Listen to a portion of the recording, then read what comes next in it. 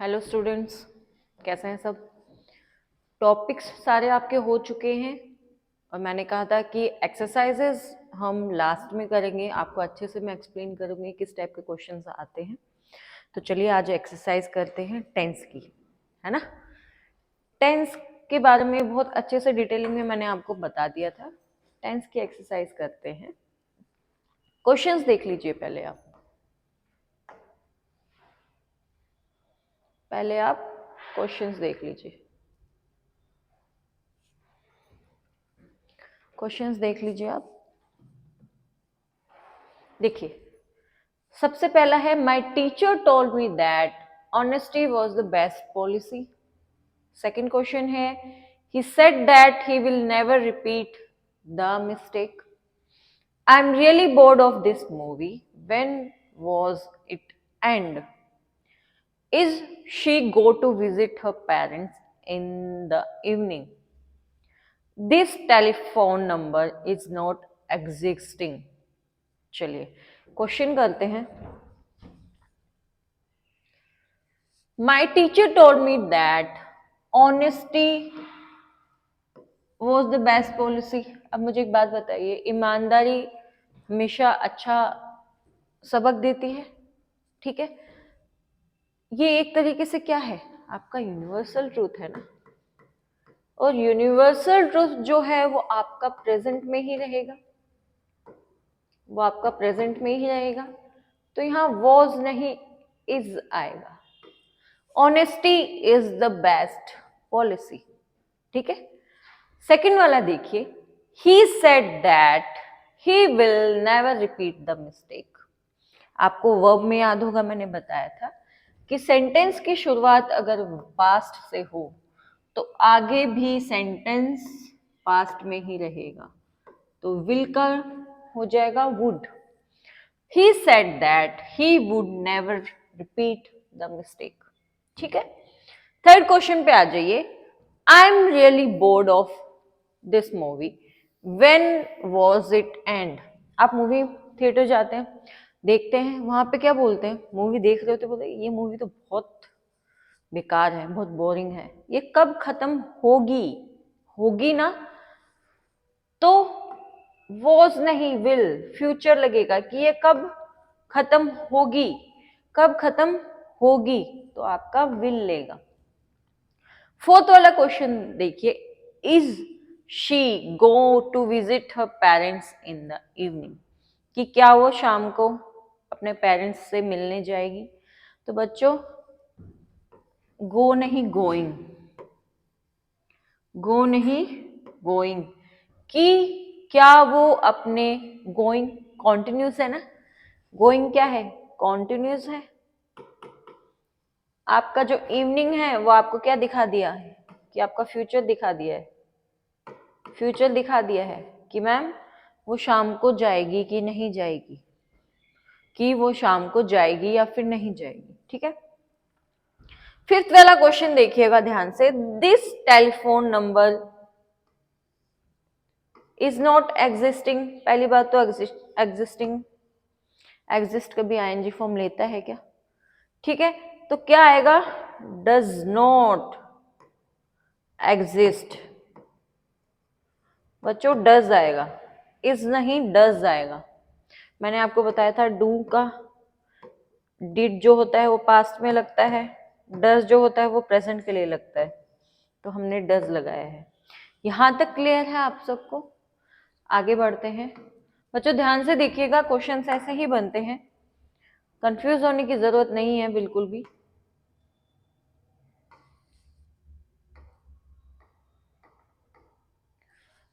I now am knowing all the facts about him. एक चीज बताई थी आपको कि नो के साथ कभी भी आईएनजी फॉर्म नहीं लगता है। तो एम नोइंग की जगह आ जाएगा know. I now know all the facts about him, ठीक है। सेवेंथ वाला देखिए, the teacher has took the responsibility. क्या गलती है, पढ़ते ही समझ में आ रहा है, आपको बताया था मैंने, हैज, हैव, हैड के साथ में हमेशा वर्ब की थर्ड फॉर्म लगती है, तो हैज, टुक नहीं, टेकन, टुक नहीं, टेकन, टुक नहीं आएगा, टेकन आएगा। यहां तक सब क्लियर है? 8th वाला देखिए, I have sign over the cheque, you can collect it tomorrow. मैंने साइन के ऊपर, सॉरी, चेक के ऊपर साइन कर दिया है, आप इसे कल ले जाइएगा।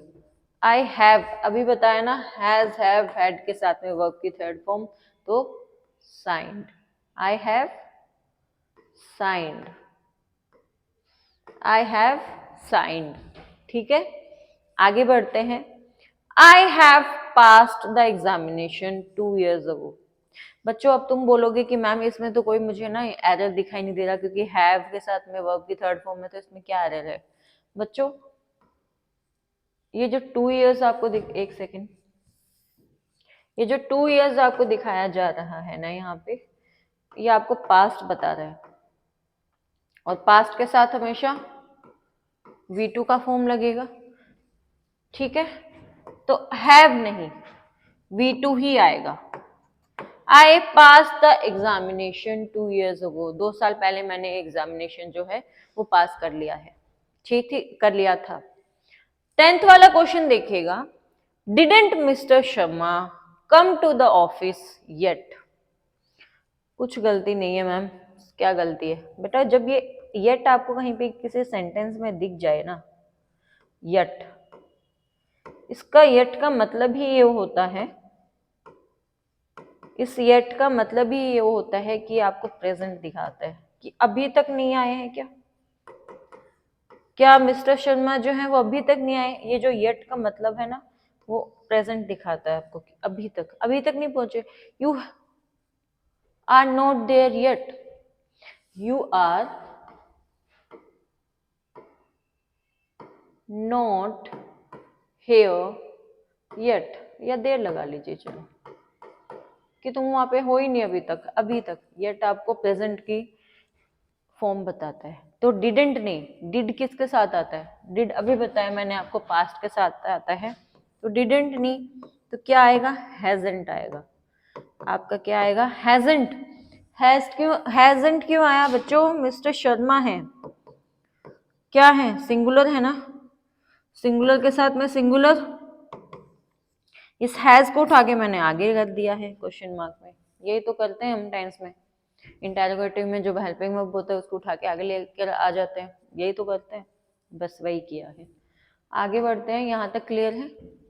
चलिए आगे देखिए।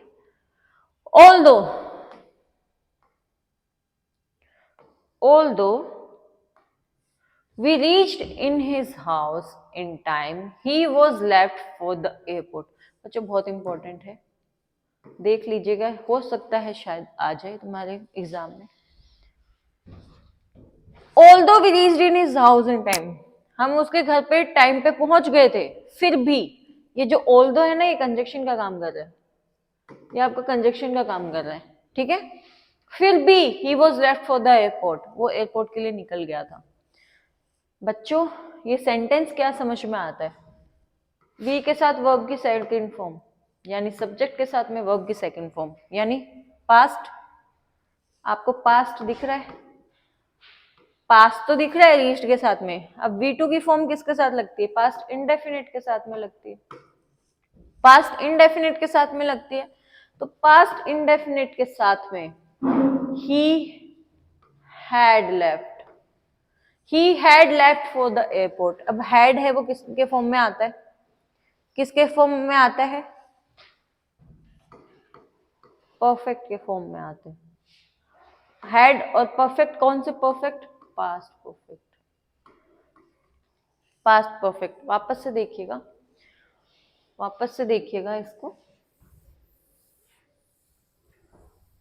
Although we reached in his house in time, we was left for the airport।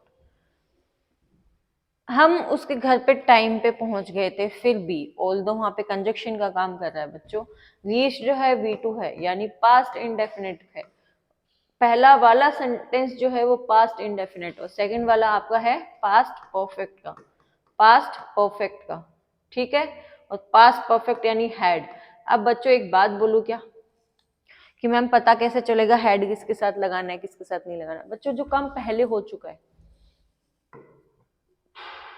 First तो यही हुआ है, तुम लोग तो बाद में पहुंचो, जब हम उसके घर पहुंचे ना वो जा चुका था, तो पहले गया है ना वो तुमसे, पहले गया है ना वो तुमसे, तुम तो बाद में आए हो।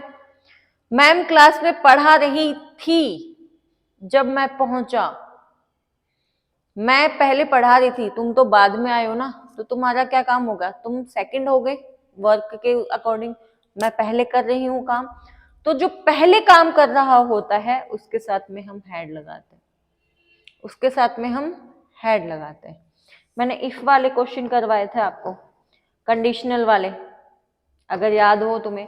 कंडीशनल में भी मैंने आपको यही बताया था कि इफ के पार्ट में विल शैल ये सब नहीं आता है, यही समझाया था, बस वही एजेंडा यहाँ पे है आपका। 12th वाला क्वेश्चन देखिए, my grandmother has been lives in Shimla since her childhood days. क्या गलत है? क्या गलत है बच्चों? जहां पे बीन दिख जाए ना वहां पे क्या आ जाता है? वहां पे क्या आ जाता है? हाँ, वहां पे क्या आ जाता है? Living. My grandmother has been living in Shimla since her childhood days. अब मुझे एक बात बताओ, ये सिंस सही है क्या इसके साथ में? ये सिंस जो है ये इसके साथ में सही है क्या बच्चों? हाँ, सिंस इसमें सही है। सिंस मैंने आपको क्या बताया था, जो 4 है वो आपके पीरियड ऑफ टाइम, वो आपके पीरियड ऑफ टाइम यानी अवधि बताई थी बच्चों आपको। सिंस जो है आपका पॉइंट ऑफ टाइम, सिंस जो आपका है वो पॉइंट ऑफ टाइम, ठीक है, ये बात ध्यान रखिएगा, इस पे शायद हो सकता है बहुत अच्छे क्वेश्चंस बन जाए आपके। देखिएगा, शी हैज बीन लिविंग, भाई अभी भी तो रह रही है ना, शी हैज बीन, छोड़ो इतना वो नहीं करना, जहां पे बिन दिख जाए उसके साथ में आगे लिविंग लगा देना, यानी वर्ब की फर्स्ट फॉर्म, वर्ब की first form plus I N G form, that's it, ज्यादा सोचना ही नहीं है, ठीक है। 13 वाला क्वेश्चन देखिएगा, I have been waiting for you since 2 hours. Since नहीं बच्चों, फॉर 2 आवर्स, फॉर 2 आवर्स, सही है क्या? सही है क्या? I have been waiting for you, यहाँ पे since about headache from morning, नहीं, फ्रॉम नहीं आएगा, क्या आएगा? क्या आएगा? सिंस और फॉर को देख के क्या आएगा?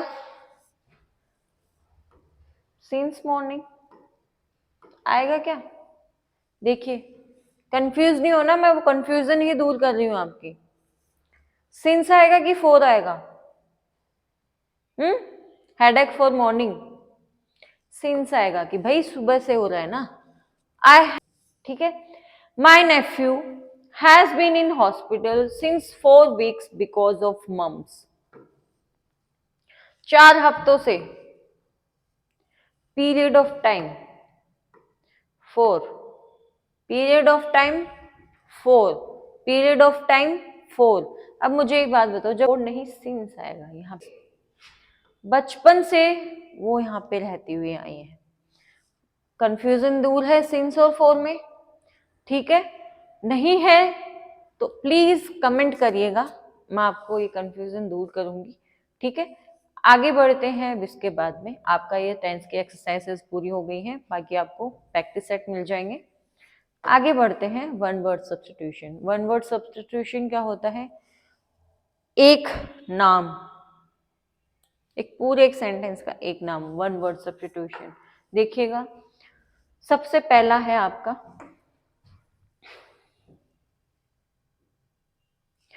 a place where animals are slaughtered for consumption।